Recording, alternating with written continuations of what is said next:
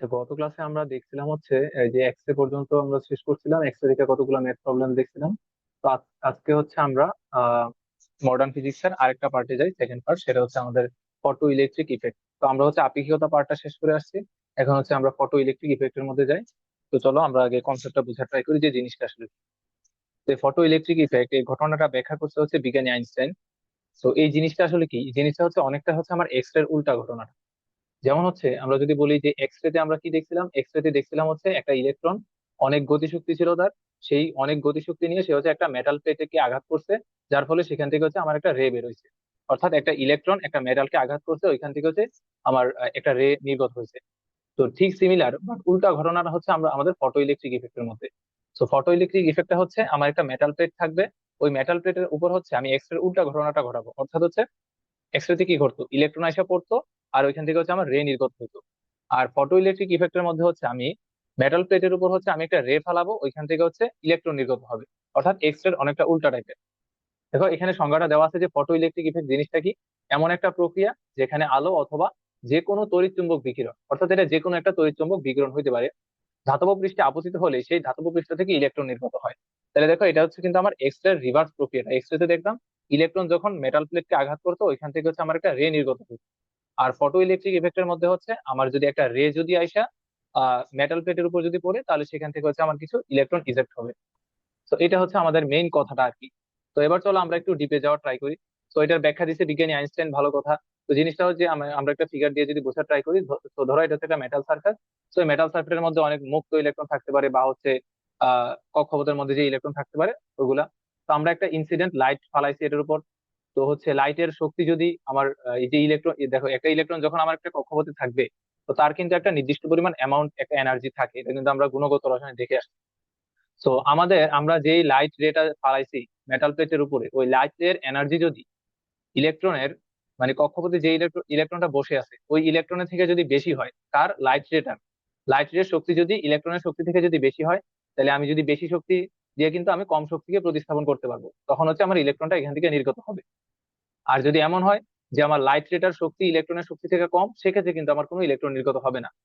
তো এই ঘটনাটার উপর ভিত্তি করে যে কখন ইলেকট্রন নির্গত হবে আর কখন ইলেকট্রন নির্গত হবে না, এই ঘটনাটার উপর ভিত্তি করে আমরা ফটো ইলেকট্রিক ইফেক্ট এটাকে হচ্ছে দুইটা টাইপে আমরা ভাগ করতে পারি ম্যাথ করার জন্য। তো চলো আমরা দুইটা টাইপ একটু দেখে আসি এখান থেকে। রেকর্ড তো হইতেছে মনে হয়। আহ এই তোমরা কি স্ক্রিন কি দেখতেছো? জি ভাইয়া, দেখতেছি, দেখা যায়। হ্যাঁ, দেখতেছি।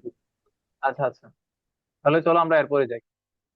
এরপর হচ্ছে আমরা বলছিলাম যে দুইটা কেসে আমরা ভাগ করে নিই। তো প্রথম কেসটার মধ্যে খেয়াল করো। তো আমরা ধরে নিলাম এখানে যে কোনো একটা ইলেকট্রন, তুমি চিন্তা করো, ধরো হচ্ছে এখানে যে ইলেকট্রনটা আছে সেটাকে আমরা একটু লাল কালার দিয়ে বানাই দিই। এইটা ধরো সেই ইলেকট্রন। তো আমরা ধরো বললাম হচ্ছে এই ইলেকট্রনের শক্তি, ধরো কথার কথা বললাম এই ইলেকট্রনের শক্তিকে আমি ধরো ফাই দিয়ে প্রকাশ করলাম, ফাই দিয়ে প্রকাশ করলাম। আচ্ছা, তো এই ফাই এর ভ্যালুটা ধরো আমরা একটু অ্যাজিউম করে নিলাম, ধরো এই ফাই এর ভ্যালু হচ্ছে 10 জুল। ইলেকট্রনটার শক্তি হচ্ছে এখানে 10 জুল। তাহলে তুমি চিন্তা করো যে বাইরে থেকে যে আমি লাইট রেটা যে ফালাইছি, এই লাইট রের শক্তি যদি ধরো 8 জুল যদি হয়, তাহলে কিন্তু আমার এখান থেকে জীবনীয় ইলেকট্রন নির্গত হবে না। কারণ ইলেকট্রনটার নিজের জায়গার শক্তি কত আমরা ধরে নিচ্ছি 10 জুল। তো এই ইলেকট্রনটাকে যদি আমি এখান থেকে যদি সরাইতে চাই, তাহলে আমার 10 জুল থেকে বেশি শক্তি কিন্তু দেওয়া লাগবে, বা 10 জুলের সমান শক্তি দিলেও কি হবে সেটা আমরা দেখবো। তো আমরা যদি কোনো কারণে 10 জুল থেকে যদি এখানে কম শক্তি দেই, তাহলে কিন্তু ইলেকট্রন কিন্তু জীবনে এখান থেকে নির্গত হবে না। তো আমাদের লাইট এর শক্তি যদি 8 জুল যদি হয়, তাহলে এখান থেকে আমার কোনো ইলেকট্রন নির্গত হবে না। তো চলো এবার আমরা দেখি যে ইলেকট্রনের শক্তি তো আমরা এজিউম করে নিচ্ছি সেটা 10 জুল। এখন আমরা যদি এক্সাক্ট যদি 10 জুল শক্তি যদি আপতিত করি, মানে আমরা যেই রেটা আপতিত করলাম সেটার এনার্জি যদি 10 জুল যদি হয়, এক্সাক্টলি যদি 10 জুল হয়, সেটা তাহলে আচ্ছা, আগে দেখো এনার্জির শক্তি ইকুয়েশন তো আমরা দেখে আসছি। যে একটা তরঙ্গ বা হচ্ছে লাইট এর এনার্জি ইকুয়েশন কি হইতো, এইচ এফ বা হচ্ছে এইচ সি বাই ল্যামডা। বা এটাকে আমরা লিখতে পারতাম হচ্ছে এইচ এফ, এফ কি ছিল ফ্রিকোয়েন্সি, ল্যামডা কি ছিল ওয়েভলেন্থ। আচ্ছা, তো আমাদের যে ইলেকট্রনটা ধরো এখানে একটা ইলেকট্রন আছে, তার শক্তি হচ্ছে আমরা ফাই দিয়ে প্রকাশ করলাম, সেটা হচ্ছে 10 জুল। আর আমরা যে লাইট রেটা যে আপতিত করছি তার শক্তি ধরো 10 জুলই ধরলাম, তাইলে কাহিনীটা কি হবে একটু চিন্তা করো। যে আমার ইলেকট্রনটাকে সরানোর জন্য শক্তি দরকার ছিল 10 জুল, আমি এক্স্যাক্টলি 10 জুলই শক্তি তাকে দিছি। তাইলে তার যে ভবিষ্যৎ অবস্থা বা পরবর্তী অবস্থা কি হবে, ইলেকট্রন কিন্তু এখান থেকে নির্গত হবে। অর্থাৎ আমি যদি ধরো 10 জুল যদি আপতিত করি, তাহলে এখান থেকে ইলেকট্রন নির্গত হবে, ইলেকট্রন নির্গত হবে।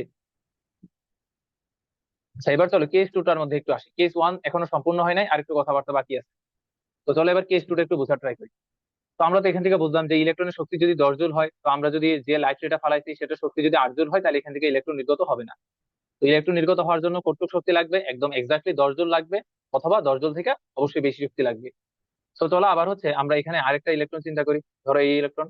তো সেম, আমরা আগের ইলেকট্রনটা নিয়ে যদি কথা বলি, তো তার শক্তি আমরা ধরো ফাই ইকুয়াল ধরলাম হচ্ছে 10 জুল।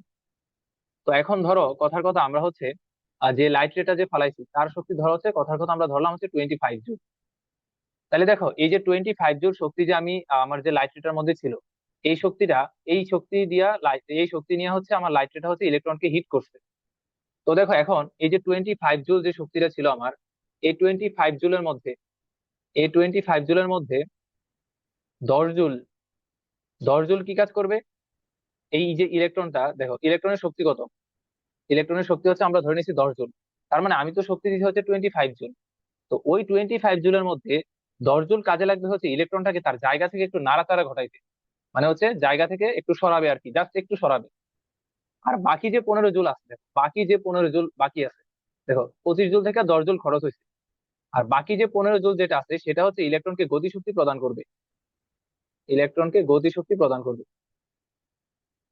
ইলেকট্রনকে গতিশক্তি দিবে। তাহলে দেখো আমি মেইন কাহিনীটা যদি আরেকবার রিপিট করি, তুমি ইলেকট্রনের শক্তি ছিল 10 জুল, তুমি আলো ফালাইছে হচ্ছে 25 জুলের। ওই 25 জুলের মধ্যে 10 জুল শক্তি ব্যয় হবে হচ্ছে ইলেকট্রনটাকে তার নিজের অবস্থান থেকে হালকা একটু সরাতে, মানে নিজের অবস্থান থেকে আলগা করতে আর কি। এভাবে চিন্তা করতে পারো যে নিজের অবস্থান থেকে আলগা করতে ব্যয় হবে হচ্ছে 10 জুল। আর বাকি যে 15 জুল আছে, ওই 15 জুল কি করবে? ওই যে তুমি যে ইলেকট্রনটাকে যে আলগা করছো তার অবস্থান থেকে, ওই বাকি 15 জুল ওই তখন এই ইলেকট্রনটাকে একটা গতিশক্তি প্রদান করবে, এবং এই গতিশক্তিটা হবে তখন ম্যাক্সিমাম গতিশক্তি। অর্থাৎ এই গতিশক্তি শক্তিটা তখন হবে হচ্ছে ম্যাক্সিমাম গতিশক্তি। আর তাইলে দেখো কেস ওয়ানের মধ্যে ওই যে অসম্পূর্ণ বলছিলাম, আরেকটু আসি, যে আমরা এক্স্যাক্টলি 10 জুল শক্তি দরকার ছিল ইলেকট্রনটাকে সরানোর জন্য, তো আমরা এক্স্যাক্টলি একদম 10 জুলই দিছি। তাহলে দেখো আমরা যে 10 জুল শক্তি যে দিছি, ওই 10 জুলের পুরাটাই হচ্ছে কাজে লাগছে ইলেকট্রনটাকে জাস্ট একটু তার নিজের অবস্থান থেকে নাড়াচাড়া করতে। তো তাইলে এখানে বলো তো ইলেকট্রনের গতিশক্তি কত হবে? এখানে ইলেকট্রনের গতিশক্তি হবে হচ্ছে 0। ইলেকট্রনের গতিশক্তি বা কাইনেটিক এনার্জি কে ই চিন্তা করতে পারো, সেটা হবে হচ্ছে 0। তার মানে কি? ইলেকট্রন 0 ভ্যালোসিটিতে নির্গত হবে। ইলেকট্রনের ভ্যালোসিটি হবে হচ্ছে এখানে 0 মিটার পার সেকেন্ড। আর এইখানে ইলেকট্রনের ভ্যালোসিটি যদি বলি, V electron is not equal হচ্ছে 0। এখানে ইলেকট্রন তার ম্যাক্সিমাম গতিশক্তি বা হচ্ছে ম্যাক্সিমাম ভ্যালোসিটি নিয়ে হচ্ছে এখান থেকে নির্গত হবে। তো দেখো আলটিমেট কথা হচ্ছে এটা, যে আমি যদি পুরোটা যদি একদম সামারি বলি, যে ধরো একটা ইলেকট্রনের শক্তি 10 জুল, আমি যদি যে লাইট রেট আপতিত করছি তার শক্তি যদি 10 জুল থেকে কম হয়, তাহলে এখানে ইলেকট্রন নির্গত হবে না। আর যদি এক্স্যাক্টলি যদি 10 জুলের যদি ইকুয়াল হয়, মানে এক্স্যাক্টলি যদি ইলেকট্রনের শক্তির যদি ইকুয়াল হয়, তাহলে এখান থেকে ইলেকট্রন নির্গত হবে।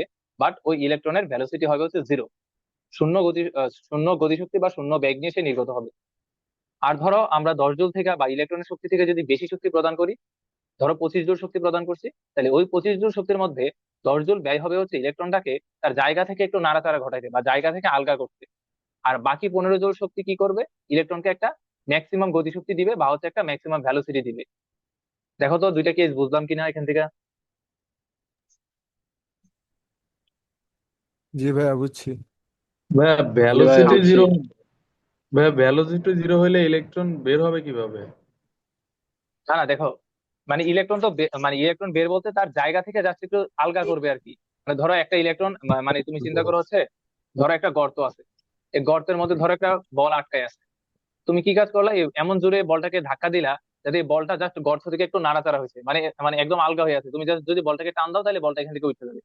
আর আরেকটা হচ্ছে তুমি এত জোরে শক্তি দিলা যে বলটাকে তো তার গর্ত থেকে তো আলগা করবে, সাথে হচ্ছে বলটাকে একটা গতি শক্তি দিবে, সে হচ্ছে সামনের দিকে আগায় যাবে। বুঝছো দুইটা কেস? জি ভাইয়া বুঝছি।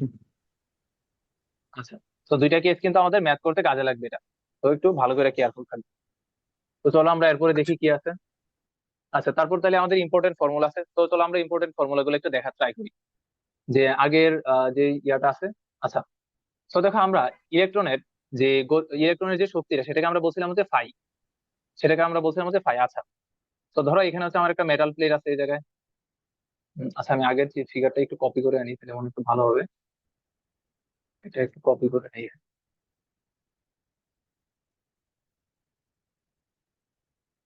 আচ্ছা, দেখো এখানে দেখো যে ইলেকট্রনের যে নিজস্ব যে শক্তিটা ছিল, ধরো এই একটা ইলেকট্রন নিয়ে কথা বলি, এই একটা ইলেকট্রন। আচ্ছা যাই হোক, ধরো একটা ইলেকট্রন, এখানে একটা ইলেকট্রন ধরো, আর তার শক্তি হচ্ছে এখানে ফাই। আচ্ছা, তো আবার ধরো আচ্ছা ইলেকট্রনের শক্তিটাকে তো আমরা ফাই ধরলাম, ভালো কথা। এখন ধরো আমি যেই রে লাইট রেটা যে আমি আপতিত করছি, ওই লাইট রের শক্তি ধরো হচ্ছে ই। আচ্ছা, তো আমরা দুইটা কেস দেখছিলাম। একটা কেসে আমার ই এর ভ্যালু যদি এক্স্যাক্টলি যদি আমার ফাই এর ইকুয়াল হয়, সেক্ষেত্রে কি হবে, ইলেকট্রন নির্গত হবে। বাট ইলেকট্রনটা হচ্ছে আমার এখানে জিরো ভ্যালোসিটি নিয়ে নির্গত হবে, জিরো ভ্যালোসিটি নিয়ে হচ্ছে এখানে নির্গত হবে। আচ্ছা, তাহলে খেয়াল করো যে এখানে ফাই বলতে আমরা কি বুঝাইতেছি, ইলেকট্রনের শক্তিটা। বা তুমি ফাইটাকে হচ্ছে আরেকভাবে সংজ্ঞায়িত করতে পারো, সেটা আমরা সংজ্ঞাটা একটু পরে দেখতেছি। জাস্ট আপাতত একটু ধরে নাও যে দেখো, ইলেকট্রন যখন থাকবে, ইলেকট্রন যখন তার একটা কক্ষপথে যখন ঘূর্ণায়মান থাকে, তখন তার কিন্তু একটা নির্দিষ্ট পরিমাণ একটা ফ্রিকোয়েন্সি থাকে, ফ্রিকোয়েন্সি বা হচ্ছে তার একটা কম্পাঙ্ক থাকে, এবং তারও কিন্তু একটা তরঙ্গ দৈর্ঘ্য কিন্তু অবশ্যই থাকবে।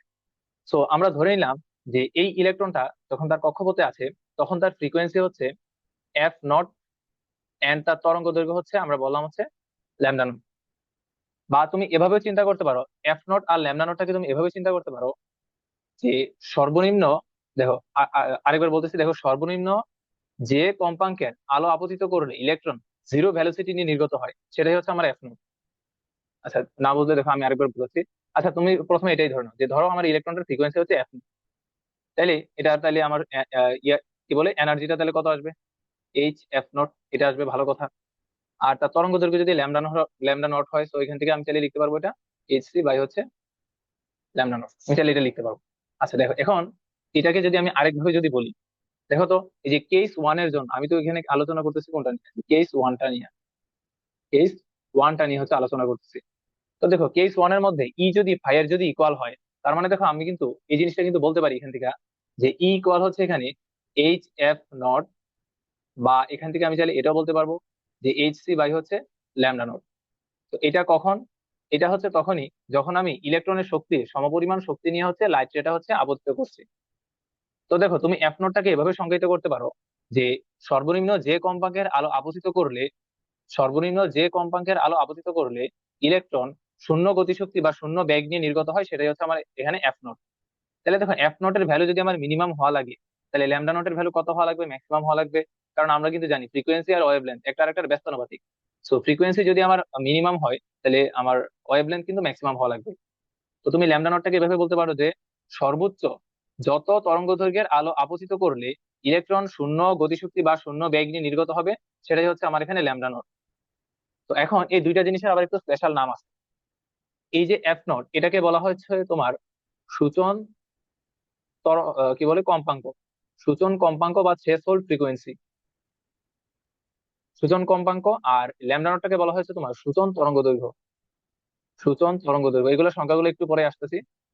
সূচন তরঙ্গ দৈর্ঘ্য। আর এই যে ফাই যেটা, এই যে ফাই, সেটাকে আমরা কি বলছিলাম, ইলেকট্রনের শক্তিটা।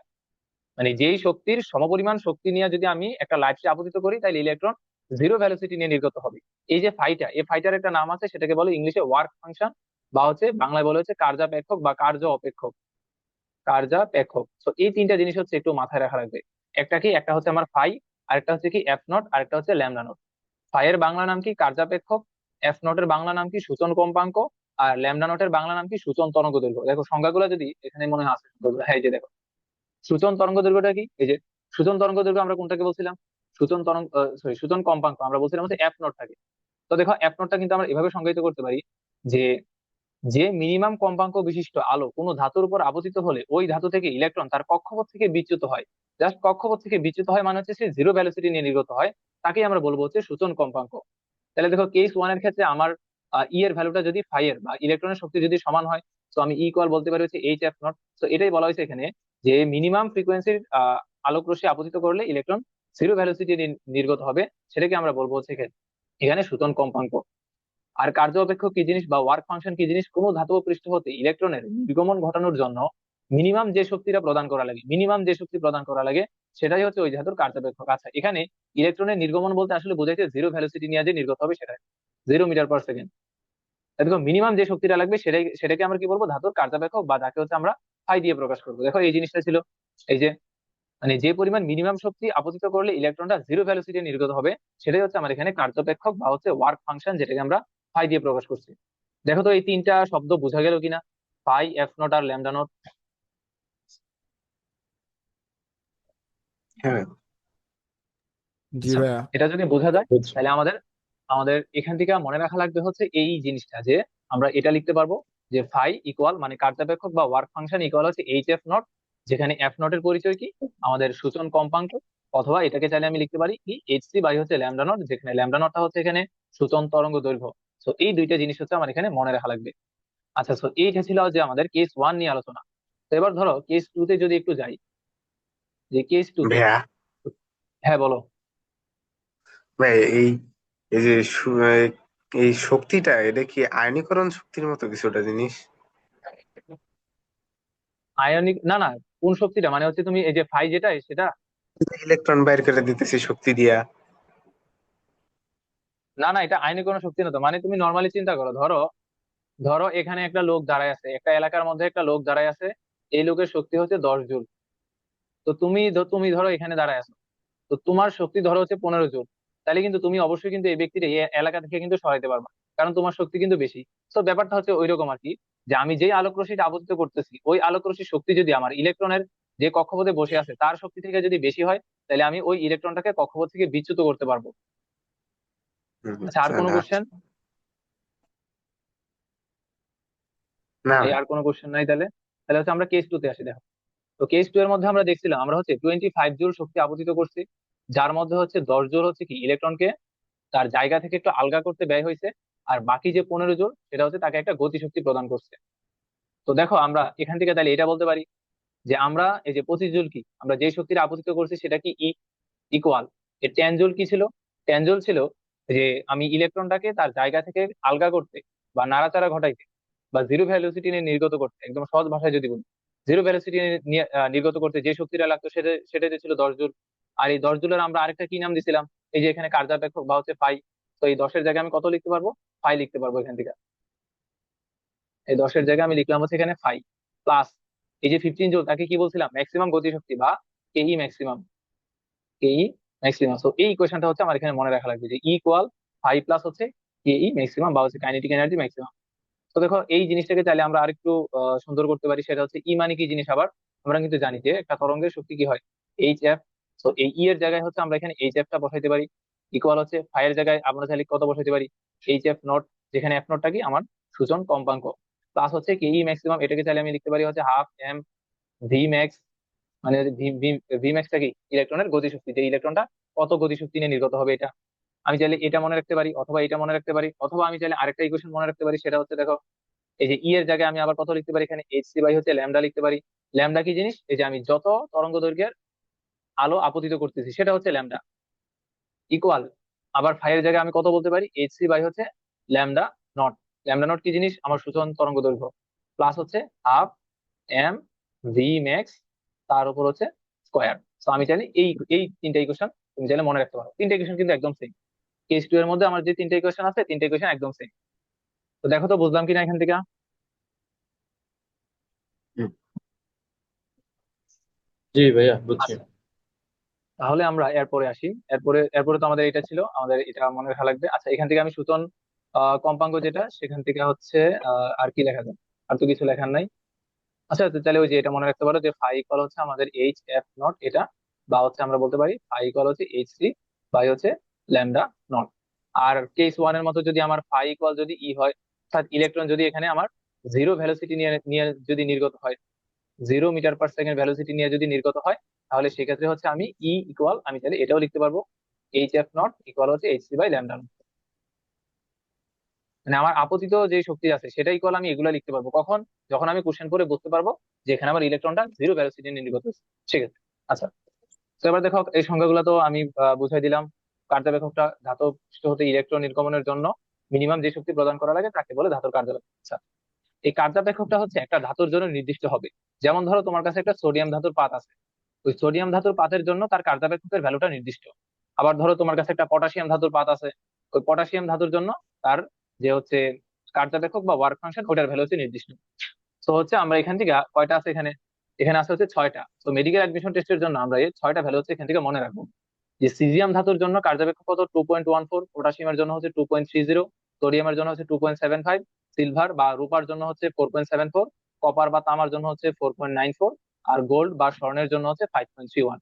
তো দেখো তুমি চাইলে একটু সিকোয়েন্সিয়াল এগুলো মনে রাখতে পারো, যে দেখো ছোট থেকে বড় হয়েছে কিন্তু 2.14, 2.30, 2.75, 4.74, 4.94, 5.31। তো এগুলো কিন্তু মনে রাখা লাগবে, এখান থেকে কিন্তু মেডিকেল অ্যাডমিশন টেস্টে কোশ্চেন আসে যে যে এই ধাতুটার কার্যবেক্ষক কত।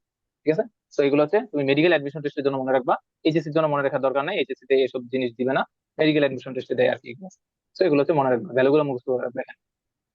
আচ্ছা, তো এরপরে আমাদের আলোচনায় আসি, এরপরে কি আছে এখানে। আচ্ছা, ফটো তড়িৎ ক্রিয়ার 4টা সূত্র আছে। তো সূত্রগুলো একদম সিম্পল, আমরা এতক্ষণ যা যা আলোচনা করে আসছি ওইগুলোই হচ্ছে রিপিট করছে সূত্রগুলা। দেখো এখানে 4টা সূত্র আছে, এমসিকিউর জন্য মনে রাখবে এটা। যে সূত্র আছে হচ্ছে 4টা, ইসাক স্যারের বই অনুযায়ী। আচ্ছা, তো তো দেখো প্রথম সূত্রটা কি বলা হয়েছে, এটি একটি তাৎক্ষণিক ঘটনা। তো তাৎক্ষণিক ঘটনা মানে কি, যে আমি হচ্ছে মেটাল প্লেটের উপর আলো ফালাইলাম এবং ইলেকট্রন সাথে সাথে নির্গত হবে, যদি ইলেকট্রনের শক্তি থেকে আমার আপতিত আলোর যে শক্তিটা সেটা যদি বেশি হয়।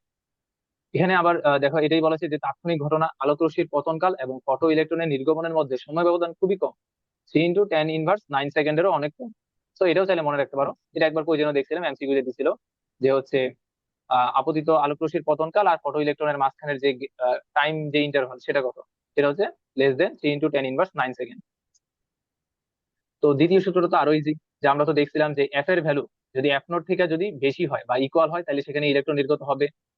এফ এর ভ্যালু যদি এফ নট এর যদি একদম ইকুয়াল হয় তাহলে জিরো মানে কি বলে জিরো ভ্যালোসিটি নিয়ে ইলেকট্রন নির্গত হবে।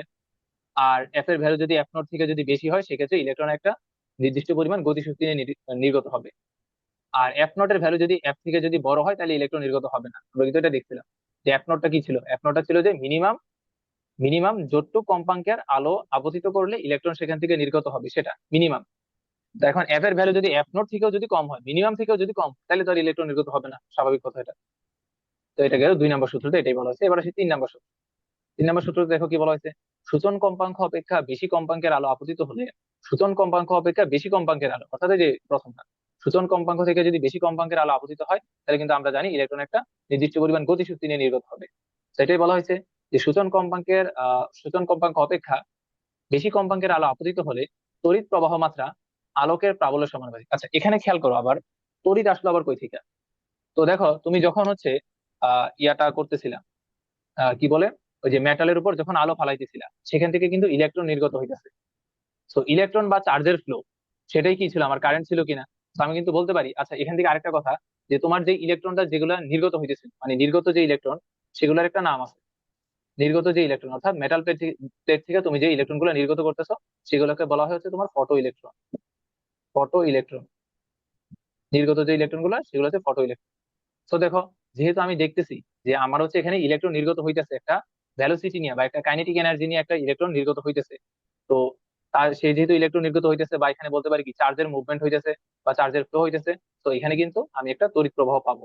তো এটাই বলা হচ্ছে যে সূচন কম্পাঙ্ক থেকে যদি বেশি কম্পাঙ্কের আলো আপতিত হয়, অর্থাৎ ইলেকট্রন যদি একটা নির্দিষ্ট পরিমাণ গতিশক্তি নিয়ে যদি নির্গত হয়, সেক্ষেত্রে হচ্ছে তড়িৎ প্রবাহ মাত্রা আলোকের প্রাবল্যের সমানুপাতিক। অর্থাৎ আলোকের প্রাবল্য বা ইন্টেন্সিটি যত বেশি হবে, তার মানে কি, মানে হচ্ছে তোমার হচ্ছে সিম্পল ভাবে যদি চিন্তা করো তাহলে হচ্ছে তুমি যে আলোটা আপতিত করছো ওই আলোটার শক্তি যত বেশি হবে, ওই আলোটার শক্তি যত বেশি হবে ইলেকট্রন কিন্তু তত বেশি গতিশক্তি নিয়ে নির্গত হবে। কারণ তোমার যে মেটালটা আছে ওটার তো হচ্ছে কার্যাপেক্ষক তো ফিক্সড, সেটা তো নির্দিষ্ট। তো তুমি হচ্ছে এবার কি করবা, যত বেশি শক্তির তুমি আলো আপতিত করবা ইলেকট্রন কি তত বেশি গতিশক্তি নিয়ে নির্গত হবে। এটাই আসলে বলা হয়েছে যে তড়িৎ প্রবাহ মাত্রা আলোকের প্রাবল্যের সমানুপাতিক। তো আশা করি এটা বোঝা গেছে। এবার আসলে 4 নাম্বারটা দেখো, ফটো ইলেকট্রনের গতিবেগ, ওই যে সেম কথাটাই হচ্ছে আরেকবার রিপিট করছে আরেকটা সূত্র দিয়ে। ফটো ইলেকট্রনের গতিবেগ আপতিত আলোর তীব্রতা বা কম্পাঙ্কের সমানুপাতিক। দেখো আপতিত আলোর কম্পাঙ্ক বা তীব্রতা যত বেশি হবে তার শক্তি কি তত বেশি হবে, কারণ আমরা কিন্তু এনার্জি ইকুয়েশন দেখে আসছি যে ই ইকুয়াল হচ্ছে এইচ এফ। তো এখানে এফ এর ভ্যালু যত বেশি হবে বা কম্পাঙ্ক যত বেশি হবে আপতিত আলোর শক্তিটাও কিন্তু তত বেশি হবে। তো আপতিত আলোর শক্তি যত বেশি হবে আমার ইলেকট্রনের গতিশক্তি তত বেশি হবে, আর গতিশক্তি যদি বেশি হয় তাহলে তার ভ্যালোসিটি বেশি। অর্থাৎ 3 নম্বর সূত্র 4 নম্বর সূত্র প্রায় সেম আর কি। তো দেখো তো বোঝা গেল কিনা সূত্রগুলো একটু। জি ভাইয়া বুঝছি। আচ্ছা, জি তারপর ভাইয়া আসি। বুঝছি। ভাইয়া 3 নম্বর হ্যাঁ, সূত্রটা একবার একটু বলেন। আচ্ছা 3 নাম্বারটা দেখো, প্রথমে বলছে কি সূচন কম্পাঙ্ক অপেক্ষা বেশি কম্পাঙ্কের আলো আপতিত হলে। তো এই যে দেখো 2 নম্বর সূত্রতে তো বলা আছে যে সূচন কম্পাঙ্ক, এই যে সূচন এইটা কম্পাঙ্ক হচ্ছে এফ বুঝছি। এফ এফ নট থেকে, হ্যাঁ এফ নট থেকে এফ যদি মানে এফ নট এর ইকুয়াল যদি এফ হয় তাহলে কি ইলেকট্রন হচ্ছে জিরো ভ্যালোসিটি নিয়ে নির্গত হবে। আর এফ জি নট থেকে জি এফ এর ভ্যালুটা যদি বেশি হয় তাহলে কি ইলেকট্রন একটা জি গতিশক্তি নিয়ে নির্গত হবে। তো তো এবার তুমি চিন্তা জি করো যে ধরো তোমার কাছে হচ্ছে একটা মেটাল প্লেট আছে, এখানে ধরো একটা মেটাল প্লেট আছে। তো এই মেটাল প্লেটের যে কার্যাবেক্ষক সেটা তো ফিক্সড। তো ধরো আমরা ধরে নিলাম যে কোনো একটা ধাতু ধরে নেই, কত ধরো 2.75 সোডিয়াম ধরে নিলাম। তো ধরো টু পয়েন্ট সেভেন জি ফাইভ এত ইলেকট্রন ভোল্ট। আচ্ছা, এখানে হচ্ছে তোমার এগুলো ইলেকট্রন ভোল্টে ক্যালকুলেট করা। এই যে ফাই যেগুলো, এগুলো হচ্ছে তোমার ইলেকট্রন ভোল্ট এককে ক্যালকুলেট। তো ধরো সোডিয়ামেরটা হচ্ছে আমার 2.75 ইলেকট্রন ভোল্ট। তো এবার চিন্তা করো যে হচ্ছে, ধরো আমরা একটা এক্সাম্পল নিলাম, এক্সাম্পল আর কি, কথার কথা, আমি জানি না ম্যাথ করলে কি আসবে। ধরো একটা এক্সাম্পল নিলাম, ধরো এখানে 500 ন্যানোমিটার তরঙ্গ দৈর্ঘ্যের আলো আপতিত করলাম। তো ধরো কথার কথা, এখানে যে ইলেকট্রন আছে সেটা ধরো ভি1 ভ্যালোসিটি পাইলে হচ্ছে ধরো 20 মিটার পার সেকেন্ড। এবার তুমি চিন্তা করো যে 500 না ফালাই আমি যদি এখানে আরো কি বলছে এখানে, আচ্ছা এখানে তো তোমার ইয়া দিয়ে বলছে, আমি কম্পাঙ্ক দিয়ে বুঝাই। তো ধরো এখানে তুমি কথার কথা ধরে নাও যে 50 হার্টজ এত কম্পাঙ্কের একটা আলো ফালাইলে, যার ফলে তোমার ইলেকট্রন নির্গত হইলো এবং সেটার ভ্যালোসিটি পাইলে হচ্ছে তুমি 20 মিটার পার সেকেন্ড। এখন তুমি কম্পাঙ্ক বাড়ায় ধরো 80 হার্টজ করো, মানে কম্পাঙ্ক অবশ্যই অনেক বেশি হবে, কিন্তু আমি তো এখানে জাস্ট সিম্পল বোঝানোর জন্য এগুলো লিখছি। তো 80 হার্টজ এবার ফালাইলা, 80 হার্টজ যেহেতু ফালাইছো, দেখো তো আমাদের ইকুয়েশনটা আসলে কি ছিল, আমাদের কিন্তু ইকুয়েশন ছিল এরকম যে ই ইকুয়াল হচ্ছে ফাই প্লাস হচ্ছে কাইনেটিক এনার্জি, কাইনেটিক এনার্জি এটা ছিল। তাই দেখো, তুমি একবার 50 হার্জের জন্য এই ইকুয়েশনটা অ্যাপ্লাই করো, আরেকবার হচ্ছে 80 হার্জের জন্য এই সেম ইকুয়েশনটা অ্যাপ্লাই করো। তো দেখো তো 50 হার্জের জন্য বা 80 হার্জের জন্য আমি যেই ক্ষেত্রে এই ইকুয়েশনটা অ্যাপ্লাই করতেছি, আমার ফাইয়ের ভ্যালুটা কিন্তু ফিক্স, কত 2.75 ইলেকট্রন ভোল্ট, ফাইয়ের ভ্যালু কিন্তু ফিক্স। তাহলে দেখো আমি এখানে ই এর ভ্যালুটা যত বাড়াবো, ই এর ভ্যালুটা যত বাড়াবো আমার কাইনেটিক এনার্জি কি তত বাড়বে। একটু বুঝলাম? জি ভাই।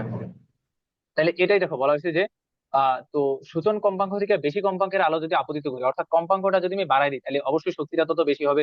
তাহলে তড়িৎ প্রবাহের কি বলছে, তড়িৎ প্রবাহ মাত্রা আলোকের প্রাবল্যের সমানুপাতিক। তো দেখো, আমার কাইনেটিক এনার্জি যদি বেশি হয়, কাইনেটিক এনার্জি যদি বেশি হয়, তাহলে কি আমার একক সময়ে প্রবাহিত চার্জের ফ্লোটা অনেক বাড়বে একক সময়ে। কারণ কাইনেটিক এনার্জি বেশি মানে কিন্তু অনেক বেশি সংখ্যক ইলেকট্রন এখানে গতিশীল হবে।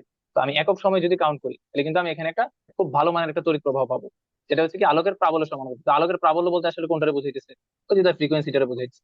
অর্থাৎ তোমার ফ্রিকোয়েন্সি যত বেশি হবে, তার শক্তি তত বেশি হবে, তার প্রাবল্য তত বেশি হবে। আলটিমেট কথা হচ্ছে এটা, যে আমি যদি ফ্রিকোয়েন্সি যদি বাড়াই, তাহলে এখানে আমার ইলেকট্রন বেশি গতিশক্তি নিয়ে নির্গত হবে। ইলেকট্রন যদি বেশি গতিশক্তি নিয়ে নির্গত হয়, তাহলে এখানে তড়িৎ প্রবাহ মাত্রা বেশি হবে। তড়িৎ প্রবাহ মাত্রা যদি বেশি হয়, তার মানে আমি বলতে পারবো আমার যে আপতিত যে আলোটা ছিল তার প্রাবল্যটা বেশি ছিল। আলটিমেট কথা হচ্ছে এইটাই। দেখো বোঝা গেল কিনা এটা?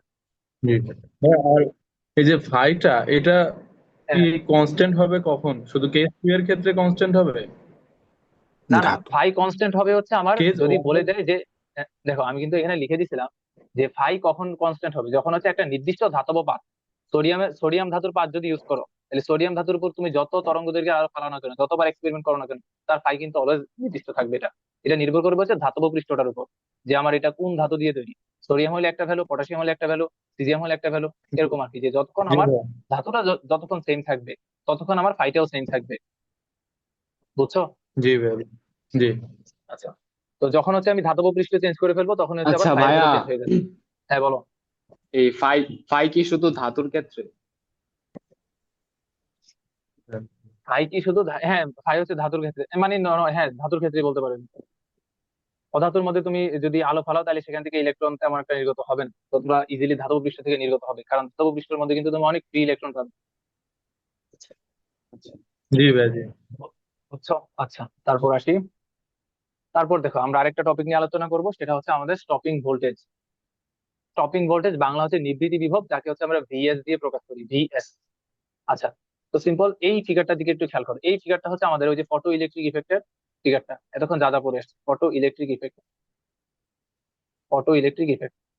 তো দেখো, এটার মধ্যে যদি আমরা একটু খেয়াল করি, যে এই যে আমরা এখান থেকে লাইট রে ফালাইতেছি, এই যে এটা হচ্ছে আমার একটা মেটাল প্লেট, তো এখানে এটার উপর ফালাইতেছি, এখান থেকে ইলেকট্রন নির্গত হইতেছে।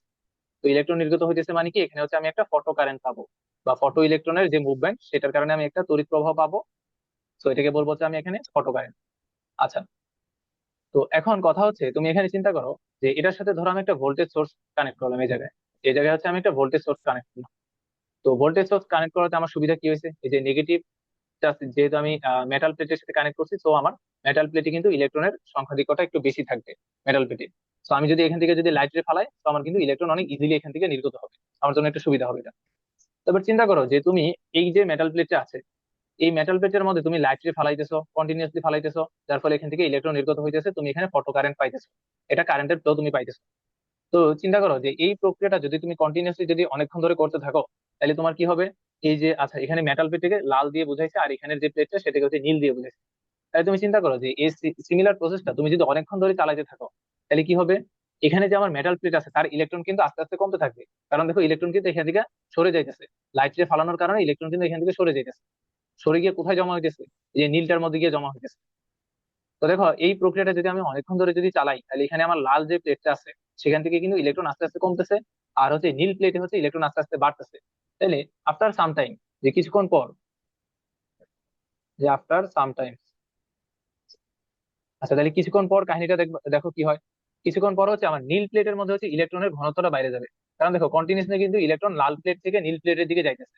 তো কিছুক্ষণ পর যদি আমি তাকাই, তাহলে আমি কি দেখতে পাবো? যে নীল প্লেটে ইলেকট্রনের ঘনত্ব কিন্তু অনেক বেড়ে গেছে। তো ইলেকট্রনের ঘনত্ব যদি নীল প্লেটে যদি বাইরে যায়, তাহলে হচ্ছে তখন দেখা যাবে লাল প্লেট থেকে এর পরবর্তীতে যে ইলেকট্রন গুলো আসতেছে সেগুলো আর নীল প্লেটের দিকে যাইতে পারবে না। কারণ কি? কারণ ইলেকট্রন ইলেকট্রন কিন্তু পরস্পরকে বিকর্ষণ করবে। দেখো শুরুতে কিন্তু বিকর্ষণটা ছিল না, কারণ কি? কারণ এখানে কিন্তু আমার কোনো ইলেকট্রনই ছিল না। এই যে নীল যে পাতটা আছে এটার মধ্যে আমার ইলেকট্রন ছিল না। মানে ইলেকট্রন ছিল না বলতে মানে এত জোরে বিকর্ষণ করার মতো তেমন ইলেকট্রন ছিল না। তো এবার চিন্তা করো যে আমি কন্টিনিউসলি যদি এই ফটো ইলেকট্রিক ইফেক্টটা যদি চালাইতে থাকি, তাহলে আমার ইলেকট্রন হচ্ছে লাল যে প্লেট আছে এখান থেকে হচ্ছে নীল প্লেটে গিয়ে আস্তে আস্তে জমা হবে। তো কিছুক্ষণ পর কাহিনী কি হবে? নীল প্লেটে আমার ইলেকট্রন ঘনত্ব বেড়ে যাবে, আর লাল প্লেটে হচ্ছে আমার ইলেকট্রন ঘনত্ব কমে যাবে। যদি আমি কম্পারেটিভলি যদি তুলনা করি, তাহলে লাল প্লেটে হচ্ছে কিছুক্ষণ পর ইলেকট্রন ঘনত্ব কমে যাবে, আর নীল প্লেটে হচ্ছে বেড়ে যাবে। এরপর যদি আমি লাল প্লেটের মধ্যে যদি লাইট ফালাই, তাহলে ইলেকট্রন নির্গত হবে। তো এবার চিন্তা করো যে এই যে ইলেকট্রন গুলা তখন কিন্তু এইখানে যে আসবে, এই ধরো এখানে একটা পয়েন্ট, এখানে ধরো একটা পয়েন্ট, এই পয়েন্টে যখন আসবে তারা কিন্তু আর লাল পাত থেকে নীল পাতে আর যাইতে পারবে না। কেন? কারণ নীল পাতে হচ্ছে আমার কিন্তু অলরেডি ইলেকট্রন এসে অনেকগুলো বসে আছে। তো এগুলো কিন্তু বিকর্ষণ করবে। এবার তখন কাহিনীটা কি হবে? তখন কাহিনীটা হবে হচ্ছে এরকম, যে হচ্ছে লাল পাত থেকে যে ইলেকট্রন গুলা বের হইছে সেগুলো কি করবে? আর নীল পাতে যাইতে পারবে না বিকর্ষণের কারণে, সেগুলো আবার উল্টা দিকে ব্যাক করবে। কারণ যাওয়ার তো আর জায়গা নাই। তখন কি করবে? উল্টা দিকে আবার ব্যাক করবে। সে ব্যাক করে হচ্ছে আবার লাল পাতে হচ্ছে ফেরত আসবে। তো এই প্রক্রিয়াটা, দেখো আমি কিন্তু অলরেডি কিন্তু এখানে একটা ভোল্টেজ সোর্স কানেক্ট করে রাখছি এই জায়গাতে। তো এই প্রক্রিয়াটা কোন প্রক্রিয়াটা? যে যখন আমি দেখবো যে ইলেকট্রন লাল প্লেট থেকে নীল প্লেটের দিকে না গিয়া উল্টা আবার লাল প্লেটে ব্যাক করতেছে, তখন তো একদম এক্স্যাক্টলি ওই মোমেন্টে হচ্ছে আমি এটার ভোল্টেজ ডিফারেন্স কাউন্ট করবো। তো ধরো আমি ভোল্টেজ ডিফারেন্স পাইলাম হচ্ছে ভিএস। ওই যে ভোল্টেজ ডিফারেন্স বা পটেনশিয়াল ডিফারেন্স যে ভিএস টা পাইলাম, ওটাকে বলবো হচ্ছে আমরা কি বলে স্টপিং ভোল্টেজ বা হচ্ছে নিবৃত্তি বিভব। তো আলটিমেট কথা হচ্ছে এটা, যে সর্বনিম্ন যে বিভব পার্থক্যে অটোতড়িৎক্রিয়া বন্ধ হয়ে যায়। অটোতড়িৎক্রিয়া বন্ধ হয়ে যায় মানে কি? তো কারেন্ট ফ্লো কখন হবে? যখন আমার এই প্লেট থেকে এই প্লেটে যখন আমার ইলেকট্রন যাবে এবং পুরোটা সার্কিট যখন কমপ্লিট করবে, তখন কিন্তু আমি এখানে বলতে পারবো কারেন্ট ফ্লো হইতেছে। বাট যদি এমন হয় যে ইলেকট্রন এখান থেকে বের হয়েছে, বের হয়ে আবার এখানেই যদি ফেরত আসে, তাহলে তো আমার ফটোতড়িৎক্রিয়া তো আর এখানে হইলো না। এটাই বলা হয়েছে, দেখো সর্বনিম্ন যে বিভব পার্থক্যে ফটোতড়িৎক্রিয়া বন্ধ হয়ে যায়, অর্থাৎ ফটো ইলেকট্রন ক্যাথোড থেকে অ্যানোডে না গিয়ে, মানে হচ্ছে লালটা থেকে নীলটাতে না গিয়ে আবার হচ্ছে লালটাতেই ফেরত আসে, ক্যাথোড থেকে অ্যানোডে না গিয়ে আবার ক্যাথোডেই ফেরত আসে, তাকে বলা হয়েছে নিবৃত্তি বিভব। তো আমি যখনই হচ্ছে এই ঘটনাটা দেখতে পাবো যে লাল পাত থেকে হচ্ছে ইলেকট্রন গুলা নীল পাতে না গিয়ে আবার লাল পাতের দিকে ব্যাক করা শুরু করছে, তখন আমি যে ভোল্টেজটা পাবো, ভোল্টেজ ডিফারেন্সটা পাবো, সেটাকেই বলবো হচ্ছে আমরা এখানে স্টপিং ভোল্টেজ বা হচ্ছে নিবৃত্তি বিভব। দেখো তো বোঝা গেছে কিনা একটু? জি ভাইয়া হ্যাঁ, বুঝছি। জি ভাইয়া। তো এটা কিন্তু কনসেপ্টটা কিন্তু বোঝা জরুরি, কারণ তোমার সিকিউতে যে 4 মার্কের যে কোশ্চেন আছে ঘ নাম্বারে, ওটার মধ্যে কিন্তু তোমার একটা ডিসিশন দেওয়া লাগে যে ইলেকট্রন এখান থেকে এখানে যাবে কিনা বা ফটোতড়িৎক্রিয়া কখন বন্ধ হয়ে যাবে, তখন কিন্তু ডিসিশনটা তোমার এই যে স্টপিং ভোল্টেজের উপর বেস করে ডিসিশনটা দেওয়া লাগে। তো কনসেপ্টটা কিন্তু বোঝা লাগবে এখান থেকে। আচ্ছা, তো আমরা দেখলাম যে হচ্ছে কাহিনী কি হলো এখানে, যে হ্যাঁ তাহলে যেই মোমেন্টে হচ্ছে ইলেকট্রন গুলা লাল প্লেট থেকে নীল প্লেটে না গিয়া আবার হচ্ছে লাল প্লেটের দিকে ব্যাক করা শুরু করবে, ওই পয়েন্টের যে ভোল্টেজ ডিফারেন্স সেটাকে আমরা বলতেছি হচ্ছে ভিএস। আচ্ছা, তো এবার চিন্তা করো যে এই যে এই পয়েন্টটার দিকে আমরা যদি একটু তাকাই, এখানে যে এই যে এই পয়েন্টের জন্যই তো হচ্ছে আমি এখানে ভিএসটা পাইছি। তাই দেখো তো যে এই ভিএস এর কারণে এই যে দুইটা প্লেটের মধ্যে কিন্তু একটা একটা শক্তি কিন্তু জমা হয়েছে। তো শক্তিটাকে আমরা কি বলতে পারবো? ওই যে আগের মতো ইয়াতে যখন পড়ছিলাম, কি বলে স্থির তড়িতে, যে ভোল্টেজ ডিফারেন্স এবং চার্জের মুভমেন্টের কারণে এটা কিন্তু শক্তি পাইতাম, সেটা কত? ইভি। বা এখানে কত হবে? ই ইন্টু হচ্ছে ভিএস। এই শক্তিটা তখন কি করবে? এই যে ইলেকট্রনটা যে উল্টা দিকে যে ব্যাক করতেছে, তখন তার গতিশক্তির যোগান দিবে, অর্থাৎ হাফ এম ভি ম্যাক্স তার উপর হচ্ছে স্কোয়ার। তো এখান থেকে আমাদের এই কোশ্চেনটা হচ্ছে মনে রাখা লাগবে। এই যে এটা, এখানে যদি আরেকটু যদি সুন্দর করে লিখি, এখানে আলটিমেট আসবে হচ্ছে এটা, যে ইভিএস কল হচ্ছে আমাদের হাফ এম ভি ম্যাক্স তার উপর হচ্ছে স্কোয়ার। এটা আলটিমেটলি আমার এটাই মনে রাখা লাগবে যে হচ্ছে যে ই মানে কি ইলেকট্রনের চার্জ, ভিএস মানে কি কি বলে স্টপিং ভোল্টেজ, আর এটা হবে কি ইলেকট্রনের ম্যাক্সিমাম গতিশক্তির যোগান দিক, half M V maximum square. দেখো তো এই কোশ্চেনটা বোঝা গেল কিনা, এটা কিভাবে লিখলাম? হ্যাঁ জি ভাইয়া। বুঝছি। আচ্ছা, তারপর আসি। তারপর দেখো, তাহলে দেখো আমরা এখান থেকে যদি দেখো আমরা যে ইকুয়েশনটা শিখছিলাম ওটার সাথে যদি একটু রিলেট করার ট্রাই করি, যে আমরা শিখছিলাম যে আমরা যদি ই পরিমাণ শক্তির রে যদি আপতিত করি, তাহলে সেখান থেকে পাইতাম হচ্ছে আমরা 5 প্লাস হচ্ছে কে ই ম্যাক্স, এটা পাইতাম। তো এখন ধরো আমার কাহিনীটা স্টপিং ভোল্টেজ কাহিনীতে চলে আসছে, মানে ফটোতড়িৎক্রিয়াটা বন্ধ হয়ে গেছে। ফটোতড়িৎক্রিয়া বন্ধ হয়ে গেছে মানে কি ইলেকট্রন আবার উল্টা দিকে ব্যাক করা শুরু করছে। তো ইলেকট্রন যখন উল্টা দিকে ব্যাক করা শুরু করবে তখন আমার এই ইকুয়েশনটার পরিণতি যখন কি হবে, এই ইকুয়েশনটার পরিণতি তখন হবে এরকম যে ই ইকুয়াল হচ্ছে 5 প্লাস কেই ম্যাক্সিমাম, এটার জায়গায় কিন্তু তখন আমি এই যে ইভিএস টা এটাতে বসাই দিতে পারি, ইভিএস। এই যে তাহলে এই কোশ্চেনটা কখন, এই কোশ্চেনটা হচ্ছে একদম শুরুর কাহিনী, মানে একদম শুরুতে যখন আমার ফটোতড়িৎক্রিয়া আহ, চলা শুরু হয়েছে, তড়িৎক্রিয়াটা যখন আরম্ভ হচ্ছে তখন আমার হচ্ছে এই নীল ইকুয়েশনটা। আর যখন আমার কি বলে প্রক্রিয়াটা যখন হচ্ছে স্টপিং ভোল্টেজে চলে আসছে, তখন আমি কেই ম্যাক্সিমাম এটার জায়গায় কত বলতে পারবো, ইভিএস বলতে পারবো। বুঝছি একটু সবাই? জি ভাইয়া। ওকে, তো তারপরে আসি আমরা। তারপর হচ্ছে আমাদের একটা গ্রাফ শেখা লাগবে।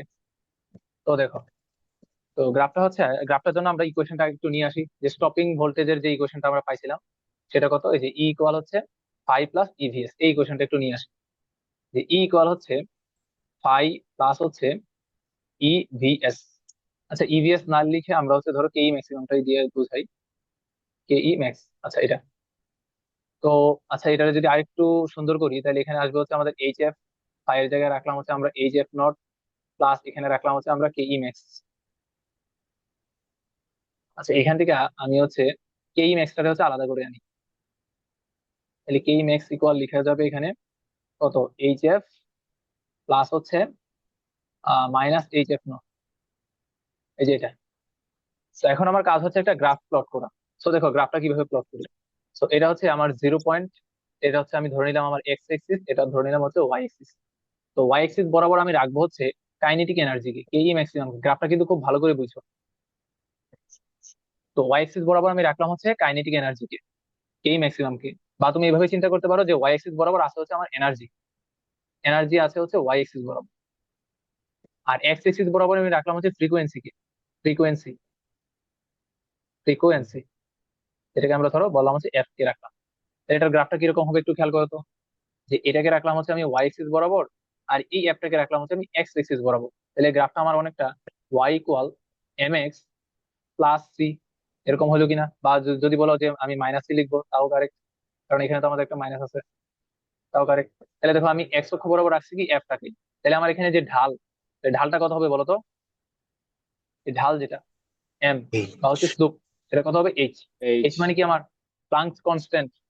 তো দেখো এটার গ্রাফটা যদি আমরা এখানে প্লট করি, তো দেখো গ্রাফটা যদি প্লট করি তাহলে গ্রাফটা কিন্তু দেখো অনেকটা এইরকম হবে, এরকম হবে, এই যে এরকম, এই যে দেখো এরকম কিন্তু আমি একটা গ্রাফ পাবো, যেখানে হচ্ছে, আচ্ছা আমাদের টাইম মনে শেষ, আজমান একটা নতুন